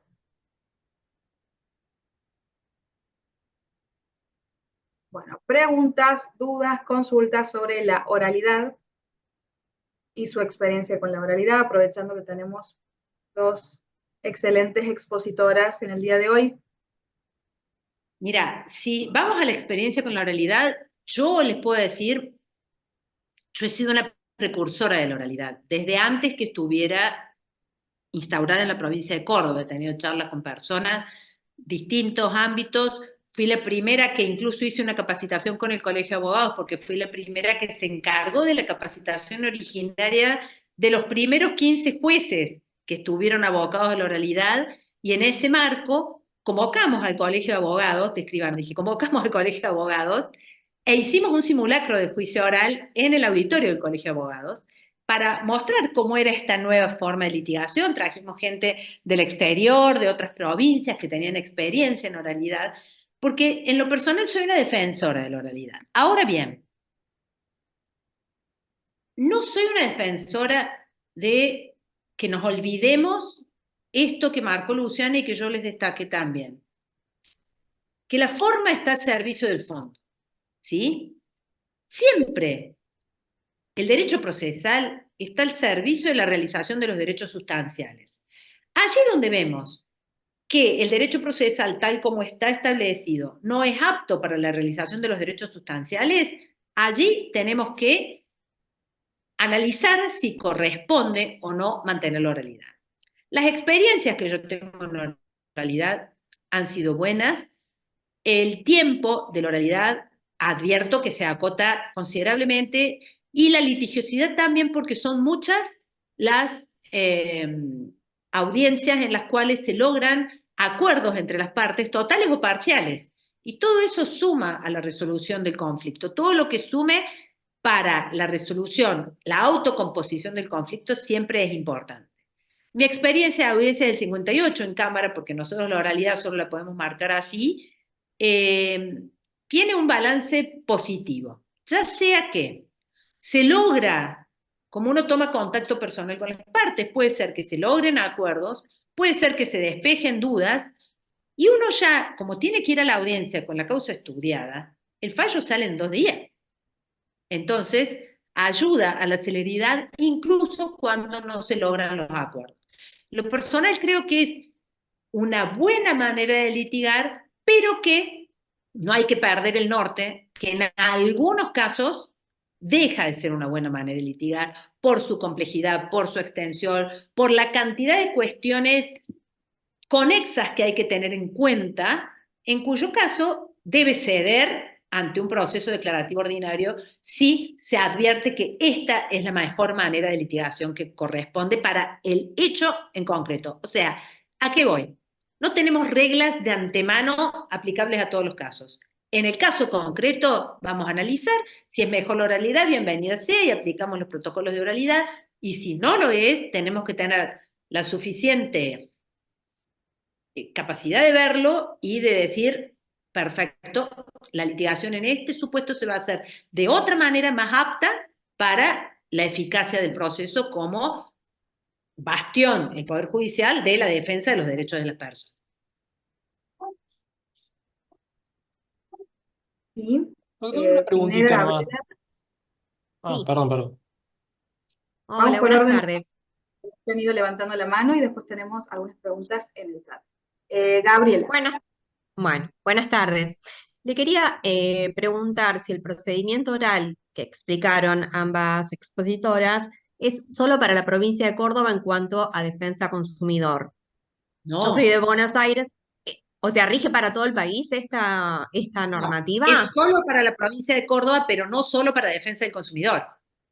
No, pero es como en el marco de defensa consumidor le quería preguntar si era solo No, específicamente solo este provincia procedimiento de para Córdoba. la provincia de Córdoba. Ok. Exactamente, porque estas normas modifican, impactan o integran el Código Procesal Civil y Comercial de Córdoba. De todas maneras, por ejemplo, Buenos Aires empezó con la oralidad antes que Córdoba, con matices, no tenemos el mismo procedimiento. Mendoza Exacto. también, claro, es distinto. Yo me acuerdo, he hablado, justamente, como yo les digo, que yo he sido una interesada en la oralidad desde siempre, yo he hablado con camaristas y con gente de provincia de Buenos Aires que estaban en oralidad y que estaban precisamente desarrollando estas cuestiones, y ellos tienen una cuestión un poquito distinta. Nosotros lo armamos distinto, Córdoba tiene un código procesal también distinto al de provincia de Buenos Aires, distinto al de Nación, y esto ha hecho que el modo de organizar la oralidad fue también diverso. ¿Sí? Entonces, todo esto que estamos hablando es para provincia de Córdoba, para toda la provincia de Córdoba ahora, porque antes era, en los primeros juzgados pilotos, los 15 primeros fueron de Córdoba Capital, después se fue extendiendo a más de Córdoba Capital, después a algunos satélites, el último satélite que ingresa es Altagracia, junto con los otros tribunales, a lo que hizo mención Luciana, que se termina de integrar recién en el 2023, la totalidad de las circunscripciones de Córdoba con la litigación oral, ¿sí? Recién 2023.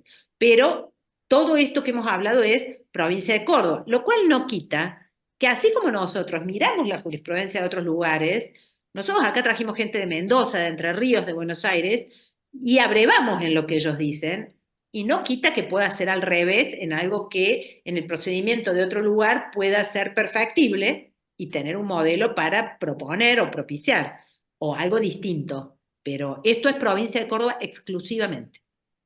El Muchas 3% gracias. en cambio es federal, ¿no? Cuando hablé de la audiencia Claro. del 3% es código Sí, se entendí. Bueno, otra de las preguntas que también estaba en espera es de Gustavo, pregunta, hicieron mención que en el caso de inasistencia de testigos a la audiencia complementaria no sería algo normal que se fijara una nueva. En ese punto, si el letrado acredita las notificaciones de los testigos, ¿cuál sería la razón o fundamento para que no se pueda insistir con esos testigos y fijar una nueva audiencia con citación de testigos por fuerza?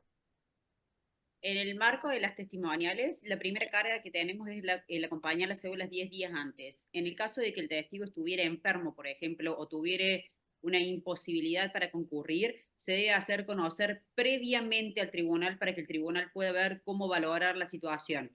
Inclusive el protocolo dice que en el caso de que estuviera enfermo, tiene que acreditar que está enfermo, y si estuviera internado, acreditar dónde está internado, y que el certificado médico que dé cuenta de que la persona está enferma tiene que indicar qué cantidad de días va a llevar recuperarse. Entonces, digamos, no es que no se pueda de manera absoluta, no se puede como regla, sí se va a poder en aquellos casos en donde exista una causal previamente comunicada y acreditada que habilite una nueva citación del testigo. A lo que Bien. apunta. Se terminó, discúlpenme, se terminó esto de que era corriente que a la primera audiencia el testigo no venía y después se lo citaba de nuevo y que la fuerza pública y etcétera. No más. La regla es la que plantea Lucia. Entonces, cuando no están dadas las condiciones para volver a citar el testigo que simplemente no vino a la audiencia, no le van a fijar en generar una nueva audiencia. Bien, bueno, muchas gracias. Julio, ¿querés activar tu micrófono? Sí, no, bueno, un poco era la pregunta anterior, la de los testigos, que por ahí pasa que no vienen porque no vinieron y uno no sabe qué pasó ahí. Pero bueno, ya está respondida. Y por otro lado, una cosa que no es tan específica de esto, pero usted mencionó que en la Cámara aplican el 58.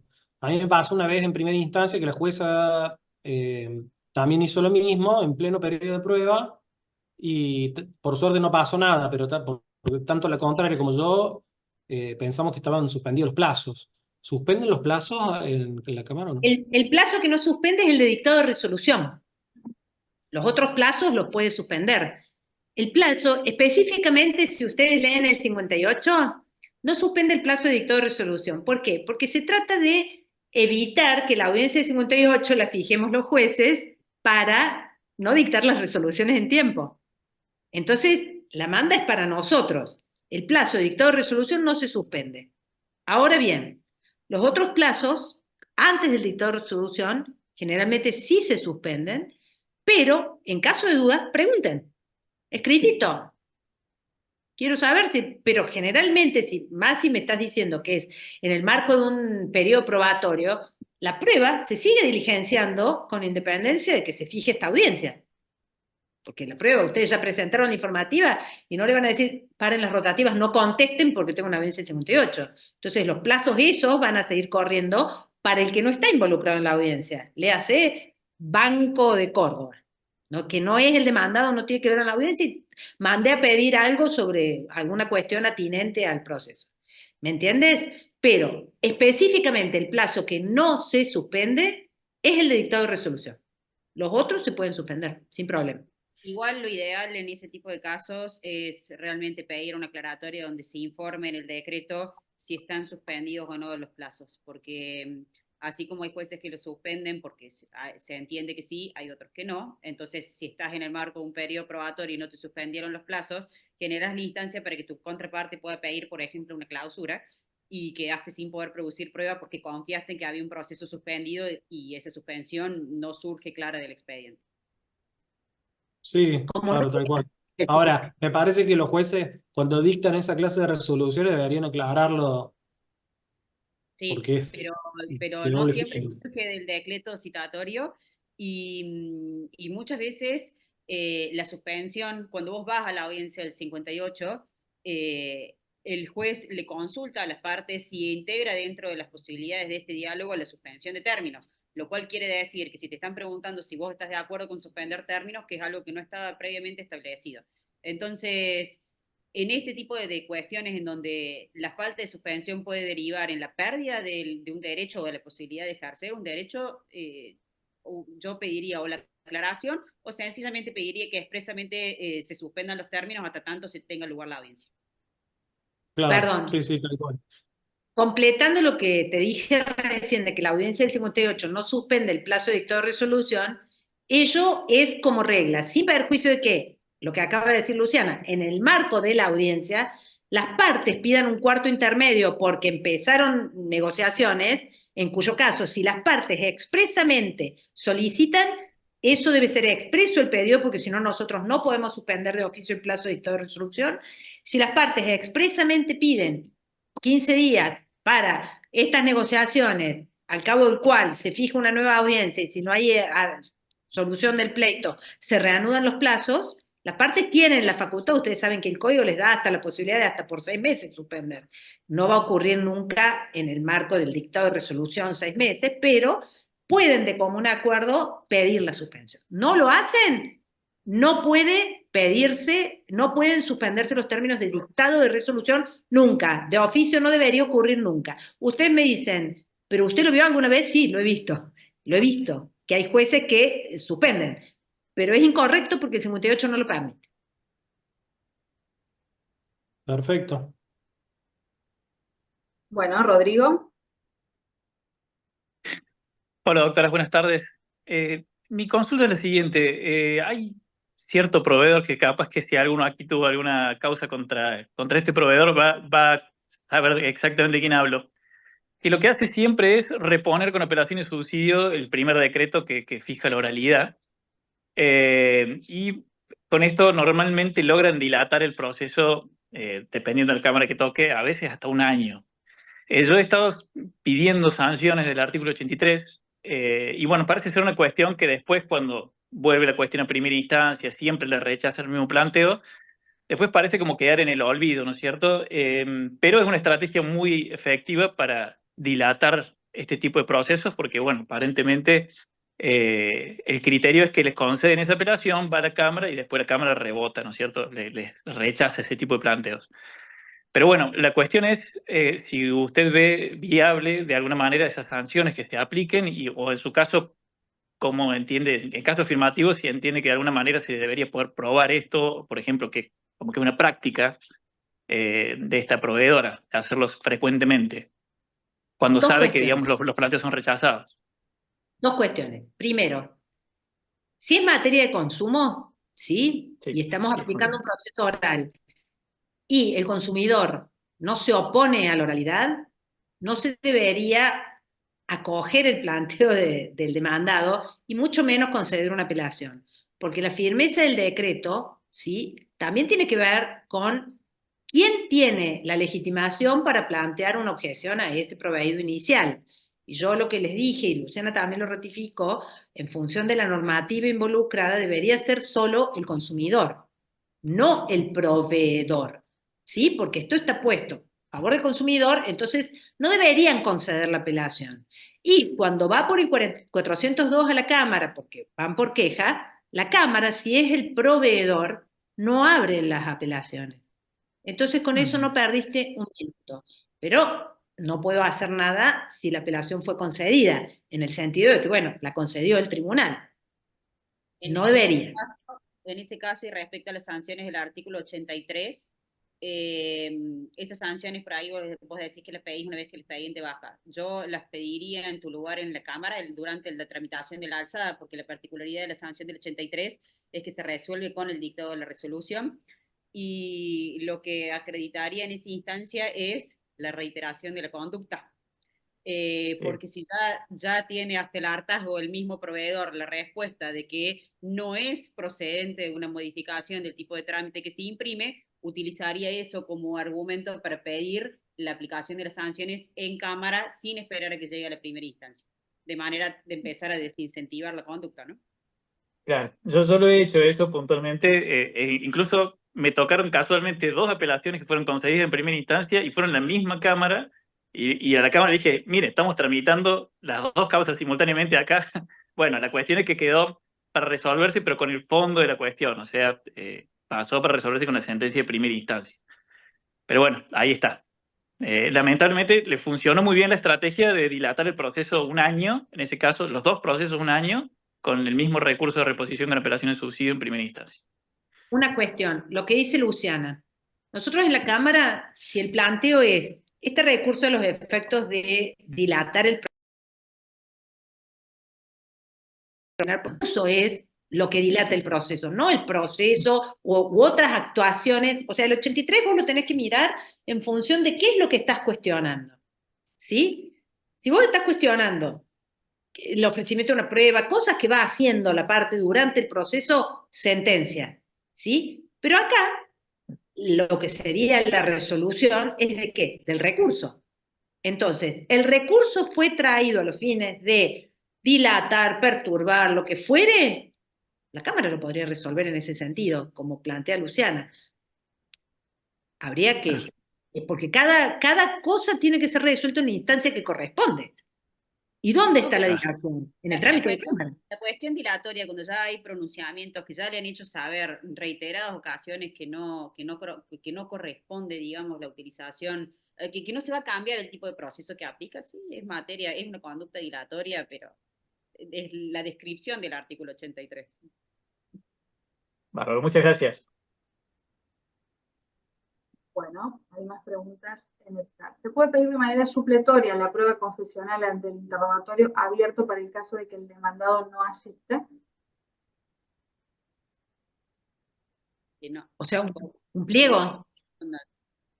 Disculpen, hola, ¿qué tal? Esa es mi pregunta, porque me pasó, ya, ahora ya pasamos a la preliminar, la audiencia preliminar, y el juez dijo que le encanta el interrogatorio abierto, pero si en caso de que el demandado no acuda, él no va a dar por confesionado, entonces que él recomienda que de manera supletoria presente la confesional y el pliego. O sea, que presente un pliego para la audiencia complementaria. Exacto. En ese caso presentan un pliego para la audiencia complementaria. La diferencia está que no es requisito de admisión de la confesional, que antes, Exacto. ustedes recuerden que en un declarativo ordinario, vos pedís confesional sin pliego y te dicen, ofrezca pliego y se proveerá. Ahora se provee, pero para pedir el recibimiento te piden el pliego. No sé qué vas a decir, Luciana. No, eso, que no está arreglado, pero que si le está avisando el juez que necesita acompañar el pliego, le vas el pliego. Claro.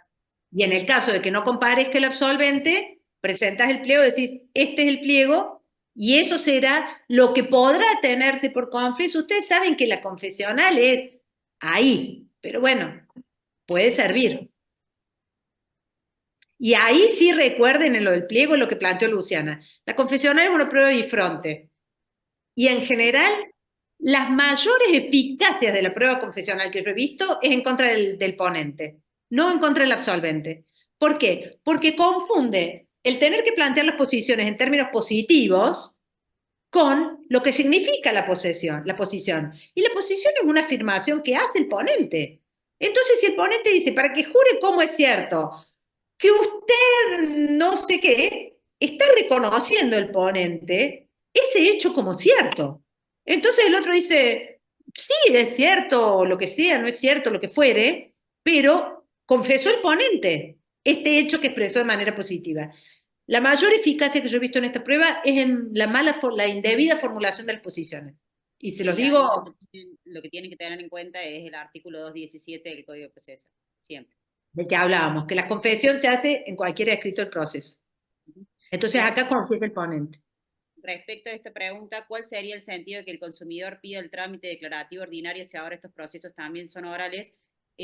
Muchas veces la necesidad de un ordinario tiene que ver con la complejidad de la causa que se trae, que es difícil de manejar a través de un proceso abreviado, con la extensión probatoria o las complejidades propias del proceso de la etapa probatoria, como por ejemplo si hay que diligenciar prueba en extraña jurisdicción, o porque la extensión de la prueba que se está ofreciendo es considerable. Qué sé yo, si yo tengo que ofrecer 5 tipos de pericial distintas, 15 tipos de informativa, o mi prueba documental, que tengo que traer gente, instrumental sería que tengo que traer gente a reconocer o ver cómo hacer para validar esa prueba, tiene 15 puntos, y por ahí la complejidad de la causa hace que sea necesario trabajar con un proceso ordinario.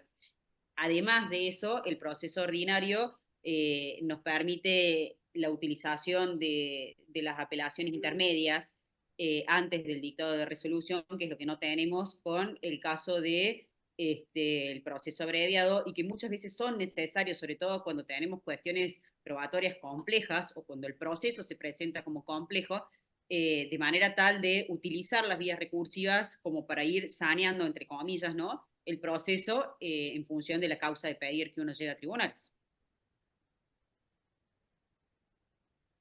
Bien, ¿alguna otra pregunta? Si no, con esto ya estamos en condiciones de ir cerrando. Estoy repasando el chat. Bien. Bueno, Bueno, espero que haya sido ilustrativo de la temática. Tratamos de profundizar más en cuestiones de oralidad que de consumo, obviamente, tocando en los aspectos del consumo, porque, como les dije al principio, ustedes están trabajando sobre consumo en cada una de las reuniones. Oralidad era lo que no. Entonces teníamos que explayarnos más en oralidad e introducir la materia de consumo dentro de este marco, porque les da un pantallazo de cuestiones que tienen que manejar. Así que bueno, como te dije, Victoria, si después me pasas un mail, yo les doy fallos de cámara porque es parte los fallos son públicos, obviamente, y de distintas cámaras con distintos criterios, porque la idea, esto de la moralidad, de la buena fe, la idea es esa, que todos los operadores jurídicos tiremos hacia el mismo lugar, ¿sí? Que la verdad real no sea una declamación, sino que sea una realidad, que la efectividad de los derechos no sea una declamación, sino sea una realidad. Entonces, en ese derrotero, en ese norte, estamos involucrados todos. En eso que estamos involucrados todos, es que yo les acompaño fallos para que medianamente vean esta cuestión específica de consumo que les puede resultar útil. ¿Mm? Y bueno, muchas gracias por estar, por seguirse capacitando, porque la única manera de que todos logremos hacer un proceso más eficaz es que magistrados y abogados y funcionarios marchemos de la mano hacia la profundización de las instituciones para que nos sirva a todos litigar mejor. A nosotros porque obviamente nos quita trabajo innecesario, y a ustedes porque también es como la idea, ¿no? Hacia lo que vamos. Así que bueno, muchas gracias a todos. Agradecemos a Luciana y a la doctora Molina de Caminal, y antes de finalizar le vamos a dar la palabra al otro director, codirector de esta diplomatura, el doctor Ezequiel Vergara. Muchísimas gracias. Solo eso, agradecer, doctoras María Rosa Molina, doctora Luciana Caminal. Ya, digamos, son amigas de la casa porque han participado en otras oportunidades y seguramente vamos a seguir invitando en unas nuevas ediciones de esta diplomatura. Si se mantiene esta la tercera edición, creo que es muy valioso este tema de la oralidad. Yo soy un entusiasta, hago prácticamente con exclusividad de derecho del consumidor y el tema de la oralidad me ha cambiado mucho la forma de litigar porque, bueno, todos mis juicios hoy tramitan por esa modalidad y creo que realmente se siente el cambio y además algo muy importante que es que se humaniza el proceso. Estas dos audiencias hace que también los jueces, los funcionarios puedan conocer a las personas. Las empresas no las vamos a conocer porque siempre mandan los abogados, pero por lo menos el ser humano que es el que litiga por el lado del actor es importante esa parte humana que se da en el proceso. Así que a nombre propio y también del doctor Francisco Zunzenbas, muchísimas gracias y esperamos contar en nuevas oportunidades de este tipo de conferencias académicas. Muchas gracias. Muchas gracias, gracias por la invitación. Buenas tardes. Buenas tardes a todos, seguimos en contacto. Todo el material que envíen las expositoras va a estar subido al aula virtual. Esto es para el resto y les deseo muy buena semana, muy buen comienzo de semana y que terminen muy bien el lunes. Nos vemos la próxima clase. Muchas gracias. Chao, muchas gracias. Hasta luego. Hasta luego.